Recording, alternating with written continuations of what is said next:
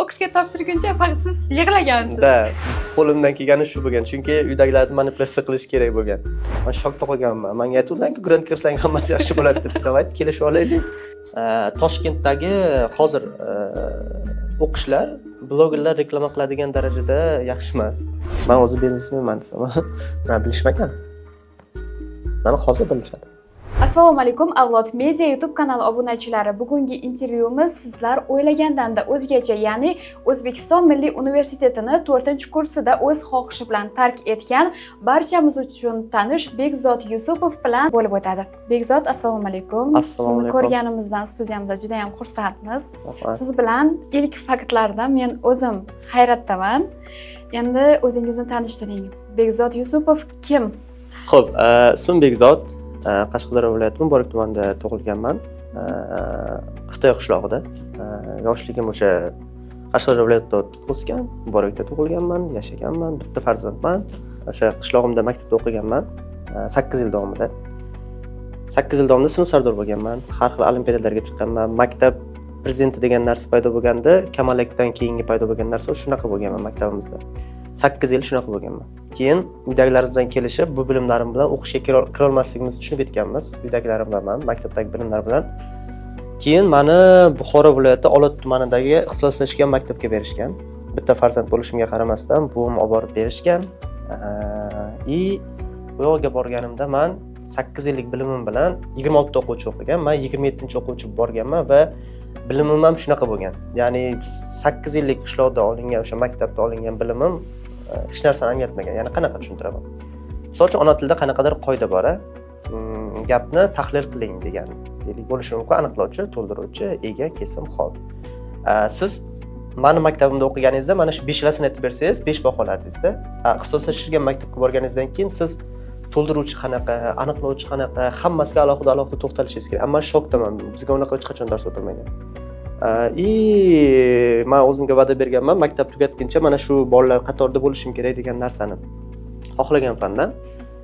Matematikani yaxshi bilganman, tarixni yaxshi bilganman, yoqtirganlarim. Keyin u yoqda 2 yil davomida maktabda o'qiganman, oxirida qizil diplom bilan bitirganman. Maktabda 5 kishiga berishgan. Qo'limdan kelgancha o'qiganman. 3 yil davomida yana Buxoroda tayyorgarlik ko'rganman o'qishga kirish uchun. Uydagilarim ishontirishgan, o'zi butun dunyo ishontirishgan menga. Toshkentga borsang, o'qishga kirsang bo'ldi, hayoting o'zgarib ketadi deyishgan. Men o'ylaganman, "Vau, Toshkent Nyu-York bo'lsa kerak" deb o'ylaganman o'zim ichimda. Keyin 3 yil davomida tayyorgarlik ko'rganman. Tarix, ona tili, ingliz tilidan. Keyin uydagilarim qaysidir momentga kelib, Toshkentga o'qishga kira olmasligimga ishonishni boshladi meni. Chunki bizda mana shunaqa narsada, misol uchun Toshkent juda ham boshqacha ko'rsatilganda bizga Toshkentga borsang ishlaring yurishib ketadi. O'g'il bola ikkita momentda Toshkentga kelishi mumkin. Bu birinchisi 4-5 yil qayerdadir tayyorgarlik ko'rib, viloyatida yoki o'quv markazlariga borib tayyorgarlik ko'rib o'qishga kirishi yoki ikkinchi yo'li hayotingizda hech narsa o'xshamaganda Rossiyaga ketayotganingiz aeroportga kelishingiz mumkin. Ikkita momentda men birinchi yo'l tanlaganman. Agar o'qishga kira olmasam ikkinchi yo'lda ham bo'lardi. Shunaqa bo'lgan.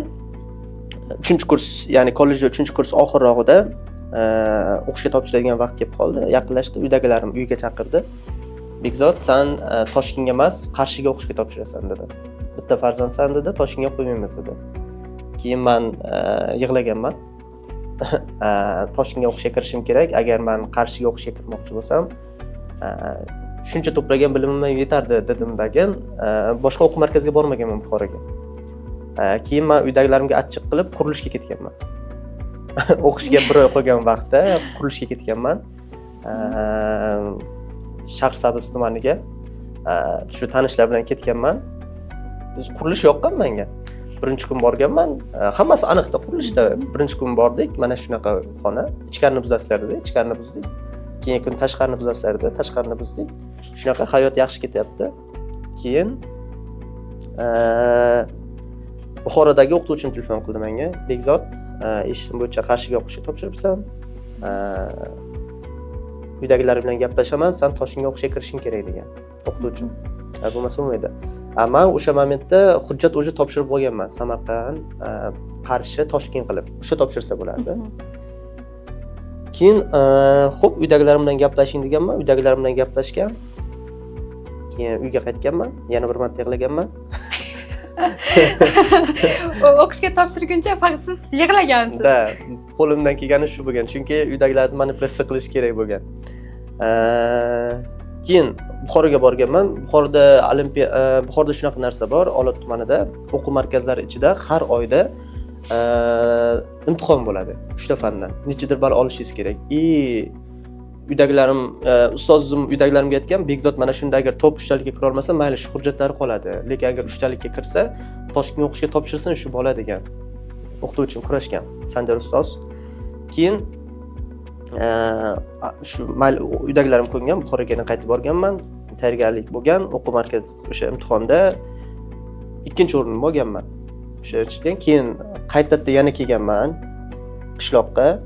Boyagi hujjatlarni atmen qilib, Toshkentga o'qishga topshirganman.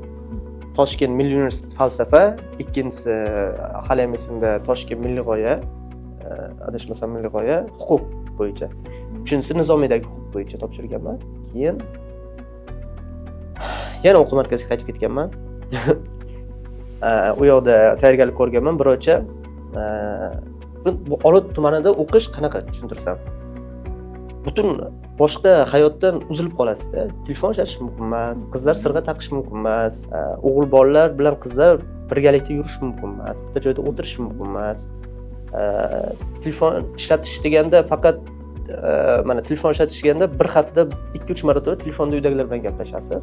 Bunaqa YouTube ko'rish, nimadir yangiliklardan bexabar qolasizda, misol uchun. Shunaqa o'qitishgan, faqat o'qishmaysiz. Ertalab soat 5 da turasiz.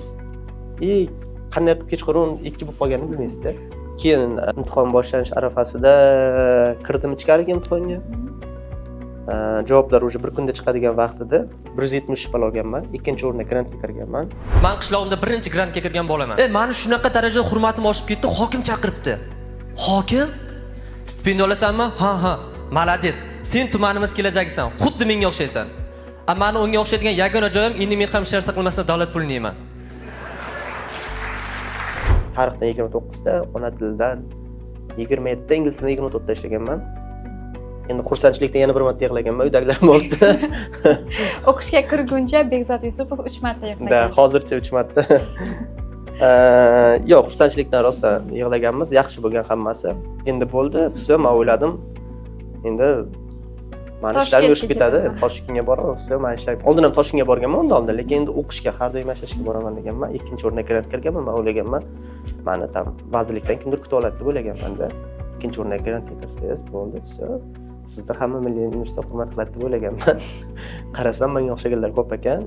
Yotoqxona berish marosimi bor universitetda. Boshida marosim men uchun. Hamma navbatda turadi, ota-onalar, hamma. O'sha Jahon aka bilan kelganmiz, bizni navbat yetib kelgan, majlis bo'lyapti. Menga yotoqxona bermagan. Nimaga yotoqxona bermaysa, bu grantga o'qishga kirgan degan 2-o'rinda. Men shokda qolganman. Menga aytdilar-ku, grant kirsang hammasi yaxshi bo'ladi deb. Davayt kelishib olaylik. Keyin nimadir hujjatlar tayyorlash kerak. 4-sentyabr o'qishga keldik, Kasnoshimda. Yana 41 ta kursdoshim keldik, birinchi kurs. Men o'ylagandim, siz o'qishga kirsangiz, qanaqadir boshqacha bo'ladi deb. Hech narsa o'zgarish bo'lmagan. Prosta imtihonda 40 kishi o'tirganmiz. Men bu o'ylagan butun qanaqadir orzu maqsadlar qo'yasiz, Toshkentga kelsangiz yurishib ketasiz, bu narsa birinchi kundan menda o'xshamaganda, omadsizlikka tush bergan. Chunki o'ylaganman, birinchi kun ishmasa boshqacharoq bo'ladi deganman men. Ikki o'qituvchimiz kirgan, qaysi o'qituvchi falsafa haqida tushunasizlarmi degan o'zi. Eng zo'r savol hayotimdagi. Keyin bitta o'quvchimiz turganda faqat tarixda bitta narsa bor, filosofiya, shu donishmandlikni sevish degan narsa bor. Faqat tarixda shu joyi bor falsafa haqida. Boshqa falsafa haqida biz umuman tushunchaga ega emasmiz. Men tushunib yetganman, biz falsafa bilan kelisha olmaymiz. Boshqa ish qilishim kerakligi haqida tushunib yetganman. Birinchi kundan tushunib yetganman, falsafa meniki emasligini. Men prosta maqsad mendagi xato bo'lgan, Toshkentga o'qishga kirish bo'lgan. Tushuntira oldimmi? Ya'ni men yo'nalish umuman tanlash esimdan chiqib ketgan, tushunamizmi? Shu darajada bo'lgan, maqsad faqat Toshkentga o'qishga kirsam bo'ldi deb o'ylaganman. Qaraganman, men u falsafa bilan kelisha olmayman. Endi boshqa ishlar qilishim kerak. Bitta men yaxshi o'qiganligimni bu Olot tumanida ko'pchilik bilardi. Kimdir tanishim telefon qilib chaqirgandan keyin Bekzodga ikkalamiz o'quv markazi ochamiz degan. Keyin ikkalamiz o'quv markazi ochganmiz. Toshkent shahrida emas. Anaqada Parkent tumani bor. Toshkentdan 1 soatlik yo'l, Parkent tumanida ikkalamiz o'quv markazi ochganmiz. 15-martgacha o'quv markazimiz faoliyat olib borgan. O'sha adashmasam noyabrdanmi, dekabrdan hammasi yaxshi bo'lgan, zo'r. Karantin bo'lib qolgan. Qaytganman uyga. Onlayn o'qish bo'lgan bizda falsafada. Eng katta o'qishdan tashlashimda ham sabablardan biri shu, karantin bo'lib qolgan. 2 yil davomida umuman o'qishda onlayn. Siz boshqa ish qilishingiz kerak demaysiz, faqat o'qish bilan yashay olmaysiz. Birinchi moment qishlog'imga qaytganman. O'qish tashlashimda. Keyin qaytib kelganman Toshkentga. Yana bitta narsa bor, bu qanchalik to'g'ri yoki bilmayman, o'qish tizimida bizda o'qish obeddan keyin edi. Siz obeddan keyin bo'lsa, o'qishingiz soat 14:00 da boshlanadi. Siz ertalab turib obedgacha hech narsa qila olmaysiz. Ya'ni prosta 11-12 da turasiz, o'qishingiz boshlanadi obeddan keyin. Ya'ni bir kuningizdagi obed hech narsa qila olmaysiz-da. U juda ham kuchli, ideal odam bo'lishingiz kerak, nimadir qilishingiz uchun. Men qila olmaganman. Ko'plab kursdoshlarimiz ham qila olmagan. Ya'ni aytmoqchi bo'lganim, Toshkentda faqat o'qib yaxshi yashay olmaysiz-da, ya'ni iqtisodiy jihatdan aytyapman, ishlash ham kerak bo'lgan. Keyin o'qish obeddan keyin bo'lganligi uchun siz ish topa olmaysiz, aniq. Chunki hech qaysi joy sizga obeddan keyin o'qishingiz uchun ish bermaydi. Juda kamdan kam joylar berishi mumkin. Bu ikkinchi sabablardan biri, obeddan keyin bo'lganligini sababli. Ikkinchi sabab, keyin o'rtada yana qanaqadir adolatsizliklar bo'lgan, nimadirlar bo'lgan, men bundan bu ham yoqmagan menga. Uni ayta olmayman. Bu uchinchi sabab o'qish tashlashimga. To'rtinchi oxirgi sabab 4 yil o'qidim. 3-kurs oxirida bizda amaliyotga chiqadigan vaqt keldi. Bizga aytdi, maktablaringga borasizlar dedi. Amaliyot bo'yicha dedi. Maktabga borasizlar dedi, uzunman. Keyin men hamma kursdoshlarimiz o'tiribdi. Men o'yladim, hozir biz hammamiz qarshilik qilamiz bu fikrga dedim. Sababi falsafa maktabda o'tilmaydi bilsangiz. Maktabga borib nima kerak unda deganman. Ustozimiz urushib bergan. Mayli deganman. 3-kursda maktabga borganmiz. Ko'pchilik maktabga bormagan. Prosta amaliyotda nima qilishadi? Ko'pchilik, hammani aytmayapman, ko'pchilik prosta maktab bilan gaplashadi. Tanish bilish. Ko'pchilik maktab bilan gaplashadi, oxirida imzo qo'yib beradi maktabda. Juda ko'pchilik shunaqa qiladi. Ya'ni men hamma demayapman, ko'pchilik shunaqa qiladi. Ular ichida men ham borman. Men ham shunaqa qilganman. 4-kurs boshi sentyabrda keldik. Endi bu safar 3-kursda oxirida amaliyot bo'lsa, 4-kursda boshida amaliyot bo'ladi. Keyin 4-kurs boshida yana shunaqa dedi, maktablaringga borasizlar dedi. Men o'yladim, boyaga yana 25 ta bola bilan turib bu safar qarshilik ko'rsatamiz, yo'q, yana 25 kishi jim. Keyin men o'sha kuni o'qish tashlaganman. O'shandan keyin boshqa bormaganman universitetimizga. Ya'ni mana shu aytgan hamma narsa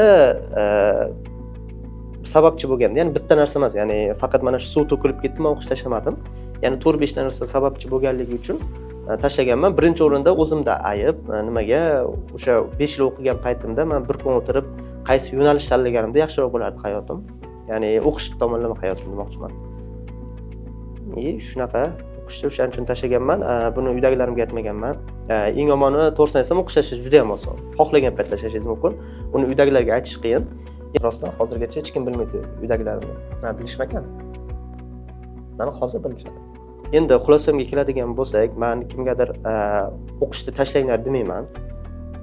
Bu meni aybim, tashlamanglar, o'qish yaxshi. Hozirgi paytda o'qish, Toshkentdagi o'qish bu networking bo'lib qolganda, siz o'qishga kelasiz, bilimdan tashqari networking olasiz. Tanishuv, kimdirlarda maslahatim, o'qishga kirganingizdan networking, odam tanish juda ham ko'paytirsangiz, bu yaxshi kelajagingizga. Misol uchun, o'qishingiz tugagandan keyin faqat uyingizga qaytmasdan o'sha o'rtalikda networking qilish kerak, tanishuvlar qilish kerak. Qizlar, bolalar, o'zidan katta insonlar bilan bu juda ham hayotingizda keyinchalik yordam beradi. Qaysidir momentda siz bilmadim, qishlog'ingizga qaytmoqchisiz, Afrosiyobga bilet ola olmayapsiz. O'sha momentda qaysidir agar networking tarish o'tirgan bo'lsangiz, o'sha inson olib berishi mumkin. Shunaqa momentlar juda ham kerak bo'ladi, tanishuv. Shu menimcha o'qish tashlamanglar. Juda yomon, diplom kerak qayerdadir. O'zbekistonning oliy ta'lim tizimini siz qanday baholaysiz? Ya'ni universitetdan tashlab ketishingizga oliy ta'limdagi tizim ham qanaqadir turtki bo'lganmi sizga? Hamma o'qituvchilar demayman, hamma o'quvchilar ham demayman. Ba'zi o'qituvchilar qanaqadir dars bo'lyapti, ikkalasi ham biladi, o'qituvchi ham biladi, bu fan bu o'quvchiga kerak emasligini va o'qituvchi buni juda ham chiroyli tushungan holatda shunga yarasha darsini o'tadi. Prosta keladi, qanaqadir dars beradi. Mana bitta o'quvchi ham, 10 ta o'quvchi ham, masalan, 26 ta o'quvchi o'qiysiz. 10 ta o'quvchi nimadirlarga chalg'ib dars eshityapti. Siz bu dars yaxshi dars bo'lmaydi siz uchun. Men o'ylayman, darslar birinchi o'rinda yaxshi bo'lishini xohlardim. Ya'ni qanaqa yaxshi dars bo'lishini ham bilmayman men. Misol uchun ideal dars qanaqa bo'lishini ham bilmayman. Misol uchun faqatgina o'sha menga tarix o'qituvchisi, hozir ismlari esimda yo'q, o'sha Milliy universitetda dars bergan tarix o'qituvchilik dars hech kim menga o'tib bermagan hayotimda. Faqat o'sha inson menga yaxshi dars o'tgan, o'shan darslar ideal bo'lgan. Men misol uchun uni darsi soat 9 da boshlansa 8:30 da kelib olardim-da, uni darsini eshitish uchun. Shunaqa darajadagi o'qituvchi edi. U shunaqa o'qituvchi edi ustozimiz. Misol uchun darsga 26 kishi, 18 kishi kelsa ham o'tib beraveradi-da. Ya'ni qolgan 8 kishi bilan ishi bo'lmasdi. Chunki men bu yerga kelgan 18 kishini hurmat qilib darsini o'tardi. Boshqa o'qituvchilarda qanaqa bo'lardi? Misol uchun 26 ta o'quvchi bor, 8 ta o'quvchi kelmagan. Biz 20 daqiqa mana shu 8 ta o'quvchi kelmaganligi haqida gaplashardik-da, tushunyapsizmi? Hamma o'zini ishini fidoyi yaxshi bajarsa, adolat bilan bajarsa, korrupsiyani aralashtirmasdan, menimcha yaxshi bo'ladi. Deyarli qariyb 4 yillik universitet sizga qisman nimadir bera oldimi? Toshkentdagi hozir o'qishlar blogerlar reklama qiladigan darajada yaxshi emas. Ya'ni ular reklama qiladigan darajada deylik, Xushnudbek ana Telegram kanalidagi reklama qiladigan kanaldagi emas o'qishlar.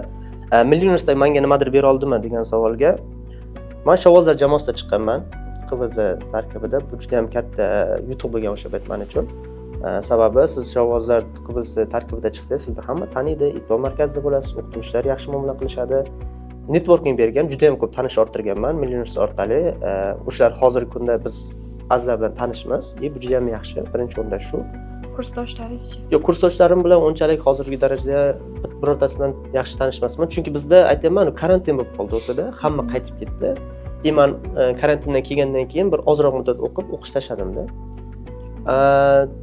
Fikrlashni o'rgatgan universitet. Tanqidiy fikrlashni ozroq o'rgatgan Milliy universitet. Men tarixchi bo'lganman, tarix o'qiganman.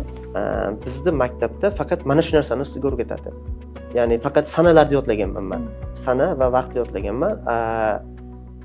Lekin sizga nima uchun Amir Husayn Amir Temurga qarshilik ko'rsatib, unga qarshi chiqqanligini haqida tushuntirish bo'lmagan. Ya'ni aytmoqchi bo'lganim, universitetda ba'zi fanlar bo'ladi, tarix fanidan. O'sha momentda bizga o'shani o'rgatgan. Ya'ni tanqidiy fikrlashni, faqat sana yodlama, fikrlashni o'rgan. Ya'ni nima uchun bu bunaqa qildi, nima uchun unaqa qildi, nima uchun Ikkinchi jahon urushida mana bunaqa sabab orqali boshlandi, fikrlashni o'rgatgan ko'proq. Pul topishni o'rgatgan. Ya'ni o'qituvchilarimiz aytgan, ochiqcha aytgan, seni o'qish to'ydirmaydi degan, boshqa ish ham topishing kerak degan, hayotingda degan, kerak bo'ladi degan. Hammamiz boshqa ish topganmiz. Toshkentda talabalar har xil yo'llar bilan pul topishga harakat qilib ko'radi. Adingspet o'ynab ko'radi. Men o'ylayman, O'zbekistonda Adingspetda o'ynaladigan pullar harom pullar emas. Chunki stipendiya. Ya'ni aytmoqchi bo'lganim, birinchi kursda kirganimizda 40 kishi bo'lgan falsafada, ikkinchi kursga o'tganimizda 26 kishi qolganmiz. Qolgan 16 kishi boshqa joyga perevod qilishgan. O'qishni tashlash kimlar uchun mos yoki-da o'qishni tashlaganlar nimalarga rozi bo'lish kerak hozir? Qarang, menda agar birinchi kursda tashlaganimda hammasi tushunarli bo'lardi. Men 4-kursda tashlaganman-ku, hamma meni ahmoqqa chiqarishganda, butun meni atrofimda kim bilsa ahmoqqa chiqarishgan. Hozir ham. Ya'ni ba'zi tanishlarim bor, hozir ham meni o'sha sababli menga hurmat tushib ketgan insonlar bor. Hozir ham aytishadi, diplom olib qo'yish kerak deb. Ya'ni birinchi o'rinda atrofingizdagi hamma sizni tanqid qilishni boshlaydi. Bu birinchi moment. Ikkinchi moment, baribir ko'pchilikni uydagilari o'qishga pul beradi, aniq qiladi. Siz agar uydagilaringizga o'qish tashlaganingizda aytmasdan tashlasangiz, bu juda yomon. Uydagilaringiz tomonidan sizni oq qorishi ham mumkin. Chunki kontrakt agar kirgan bo'lsangiz yoki super kontrakt kirgan bo'lsangiz, uydagilaringiz sizni qanchadir vaqt o'qitgan bo'lsa, uydagilaringiz tomoningizdan bo'ladi. O'qishni tashlash agar sizga yoqmasa, misol uchun deylik, qaysi yo'nalishga adashib kirib qoldingiz, menga o'xshab. Boshqa sohada agar o'zingizni ko'rayotgan bo'lsangiz, qobiliyatingiz yetsa, tashlashni imkoniyati bo'lishi mumkin, lekin siz o'qish tashladingizdan keyin bir rejangiz yo'q. Unaqalarga maslahat bermayman. Misol uchun sizni zo'r yo'nalishingiz bor degan, bilmadim, iqtisod bo'lishi mumkin-da. Siz iqtisod tashladingiz, lekin men bitta bir rejangiz yo'q. Bu menimcha yomon, chunki yana ish topa olmaysiz. O'qishni tashlaganda sizni B planingiz? Meni B planim stand-up bo'lgan. Men ishonganman o'zimda stand-up komik ekanligimga. Stand-upni yaxshi ko'rishim, o'zi hayotdagi menimcha eng qiyin narsalardan biri bu siz o'zingizni sevimli ishingizni topa olish. Agar siz sevimli ishingizni topa olsangiz, maza qilasiz, maza qilib yashaysiz. Meni eng sevimli ishim bu stand-up va stand-upning orqasidagi ishlar. Stand-up bo'lgan, men ishonganman, yaxshi stand-up komik bo'lishim mumkinligini kelajakda tushunganman. Hozir demoqchi emasman, ya'ni kelajakda. Men stand-updan yashay olishimni, oilani boqishimni ishonganman. Mana shu yo'ldan ketsam. Meni bu planim stand-up bo'lgan va stand-upda nimadir o'xshashni boshlagan o'sha paytlar, odamlar tanishni boshlagan. Stand-up bo'lgan menda. Universitetda olgan eng muhim sabog'ingiz? Men birinchi kun tushunib yetgan katta sabog'im sohani xato tanlamaslik. Ya'ni aytmoqchi bo'lganim, abituriyentlar bitta o'qituvchi bilan yoki o'zidan katta qaysidir inson bilan o'tirib sohani tanlay olish kerak. Agar sohani xato qilsa, kelajagi ham xato bo'lib ketishi mumkin. O'zi bilmagan holatda. Siz yuqorida aytib o'tdingiz, men birinchi kuni bilganman xato joyga kelib qolganimni.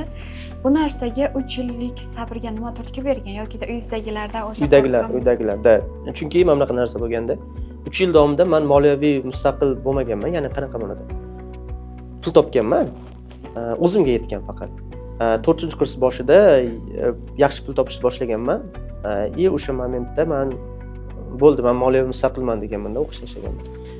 Ya'ni men o'rtada o'quv markazi ochganimizdan keyin Toshkent qishlog'imizga borganman, qaraganman, qishloqda nima biznes qilsa bo'ladi deb o'ylaganman. 2 yil davomida qaraganman, hammaning uyida nima bor? Hammaning uyida kirsovon bor deganman-da. Kirsovon biznes qilmoqchi bo'lganman.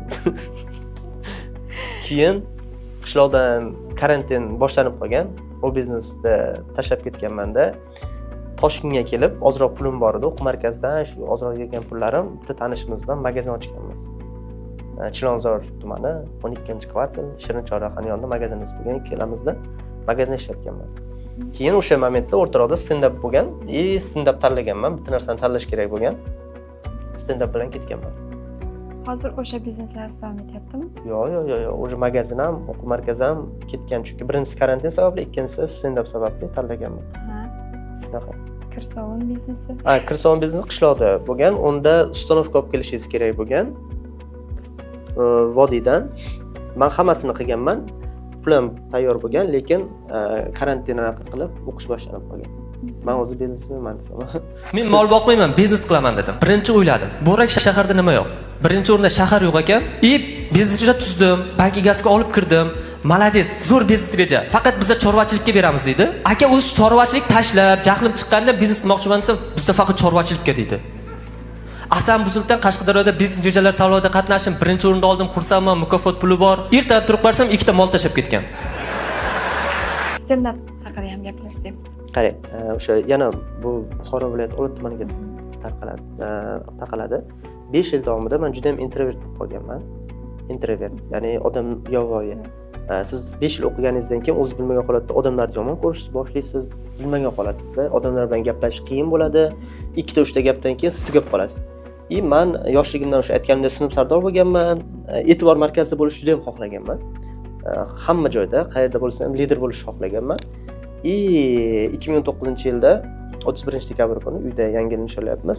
Stand-up televizordan ketgan, o'zbekcha stand-up, Islom Karimov stand-up komik aytgan, talantli, iqtidorli, kulgili, xarizmasi bor inson bo'lsangiz, keling ochiq mikrofonga qatnashing degan. Men keyin bitta o'rtog'imga telefon qilganman-dagin, sen to'g'ri kelasan, bor qatnashib ko'r deganman. Keyin 1-yanvar kuni Islom akaga telefon qilganman. Ertasi kuni nomerni olib qo'yganman. Islom aka ozroq ichgan bo'lgan, chunki yangi yil. Bekzod hozir qabul qila olmaymiz degan. Keyin 2 hafta o'tgandan keyin borganman, Zo'r TVda bo'lgan u payt. Bir marta chiqqanman stand-upga. 50 kishimi bo'lgan. Islom aka bilan Ostaga yaxshi fikr bildirishgan chiqishimga.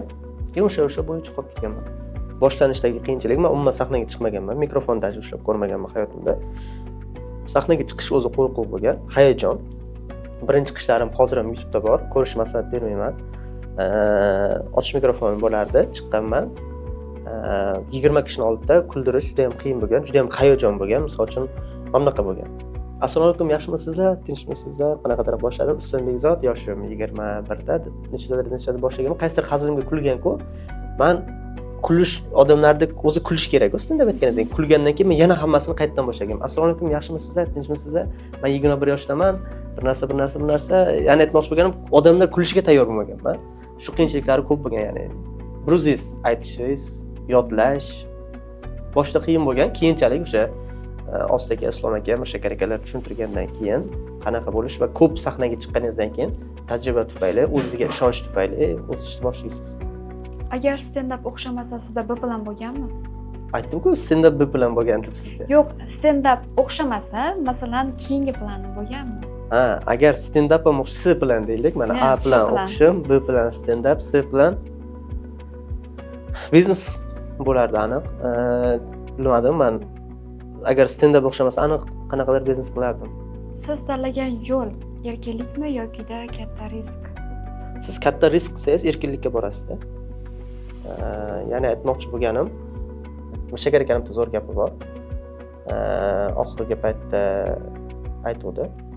Bu hayotda qilayotgan hamma narsa sizni qoningizni to'ydiradi. Faqatgina katta tavakkallar sizni katta narsalarga olib boradi. Ya'ni tavakkal ko'p qilganman. Misol uchun o'qish tashlash bu hayotdagi katta tavakkal, erkinlik bo'lgan men uchun. Yoki ba'zi joylarni 2-3 martalab ishdan ketib qolganman. Tavakkal qilib. Menga erkinlik eng muhim narsa, chunki siz erkin bo'la olmasangiz ijod qila olmaysiz. O'zingizni sohangiz bo'yicha professional bo'lish uchun universitetga topshirasizmi yana? Stand-up bo'yicha rostdan o'qirdim. Menga qiziq, kimdir dars o'tsa, stand-up bo'yicha o'qirdim. Bitta meni orzuyim bor, o'qish borasida, balki yana qachondir qilarman. Yoshlikdan ko'pgina ko'rganman, ko'pgina ko'rasiz o'zimman. O'qishga kirganda bilsangiz, oxirganaqada diplom ish qiladi yoki qanaqadir prezentatsiya qilib, hammani qoyil qoldiruvchi nimadir 10 daqiqalik speech qiladi-da.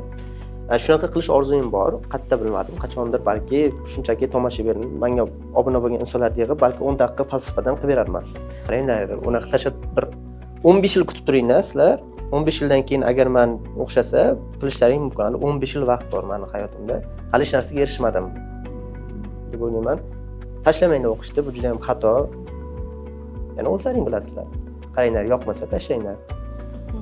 Ya'ni aytmoqchi bo'lganim, men qanaqadir kimdir hayotini o'zgartirib yubora olmayman bu gaplarim bilan. Ya'ni men faqat o'zimnikini o'zgartira olganman. Bu sabab o'qish tashlaganim uchun men mashg'ul ketmadim-da. Agar men o'ylayman 4-kursni bitirib qo'yganimda ham hozir shunaqa davom etishim mumkin edi. Prosta men o'sha momentda ba'zi bo'lgan voqealardan chiday olmaganman, boya aytib o'tgan voqealarimdan.